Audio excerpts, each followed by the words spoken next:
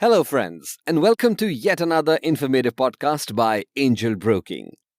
In the years before breath analyzers, when traffic police suspected that a driver was drunk or driving under the influence, they used to often haul him out of his vehicle, chalk a straight line on the concrete, and challenge the driver to walk along the straight line in order to prove that he was sober. If the unlucky driver was unsuccessful in walking along the straight line, the police would then apprehend him and send him for a blood test that would confirm or refute the suspicions. I bet you're wondering why am I telling you a story about traffic police SOPs in the days gone by?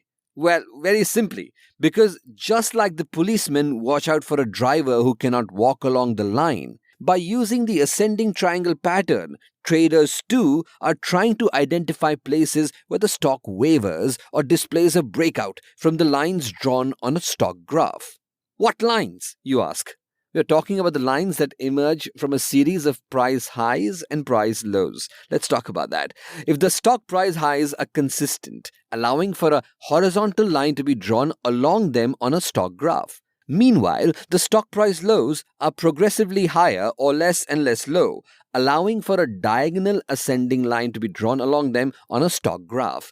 The lines meet to form a triangle, an asymmetrical triangle that's not exactly closed, but a triangle nonetheless. Traders are waiting and watching for a breakout, or in other words, they are waiting for the stock price to move beyond identified support and resistance levels. Put simply, a breakout is defined by a price movement wherein the stock price rises beyond any recent high or slides below any recent low. Now, for this pattern to appear in a stock graph, at least two price highs and two price lows must stand in required formation. However, experienced traders say that the higher the number of trend lines, the more likely the price breakout and the higher the proportion of the price breakout. The cops wait for drivers to waver from chalk-drawn straight lines so as to slap them with the fine. What are traders looking to benefit from when a stock crosses the line or makes a breakout? Well, the breakout point gives them a clear picture of where to place their next move. An ascending triangle pattern gives them a good idea of what trading move to make, that is, whether to buy or to sell. It also gives them an inkling about where to place their entry point, meaning buy price, their profit goal, meaning sell price, and their stop loss. Traders usually buy shares to sell them at a higher rate later if the breakout happens above the triangle. Conversely, they will sell shares, sometimes even intending to buy them back at a lower rate later if the breakout happens below the triangle formation. Traders will usually place their target price in relation to the thickest point in the triangle. This value of the height of the triangle is added to or subtracted from the breakout point to arrive at a target price. A trader buying stock upon witnessing a breakout from an ascending triangle pattern will usually place his stop loss just below the lower diagonal or tilted leg of the triangle. With me so far?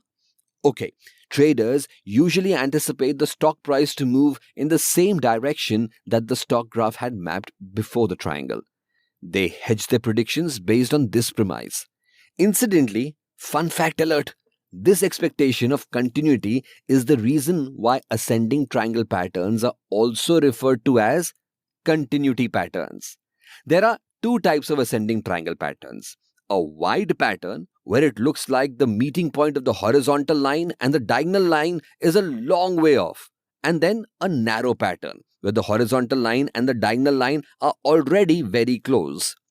The wider the pattern, the higher the potential risk or reward.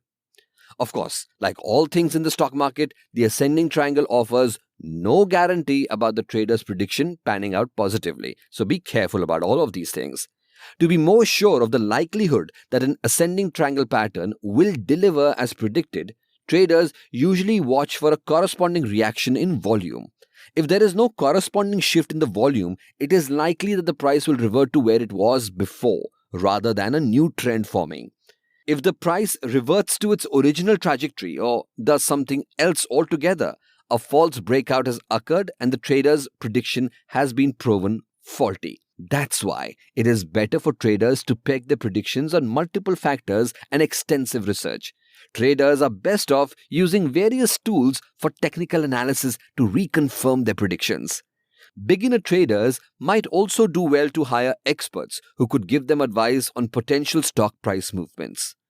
Trade in small sums to begin with, and definitely consider your risk appetite before you invest. It's absolutely fine to sacrifice that holiday in Bali so you could try your hand at the stock market. But you must not take risks with capital that is required to pay basic monthly expenses. We are still talking about the stock market. We are still talking about a lot of volatility. We are still talking about doing your research and your due diligence before you go ahead and venture out into deep waters. Learn about various patterns and how to use them to make calculated predictions in our other podcast episodes. For more information and really get your knowledge in check, you always have www.angelbroking.com to help you out. So go ahead, learn a lot, go ahead, experiment some, go ahead, trade some. Happy learning, happy trading on angelbroking.com.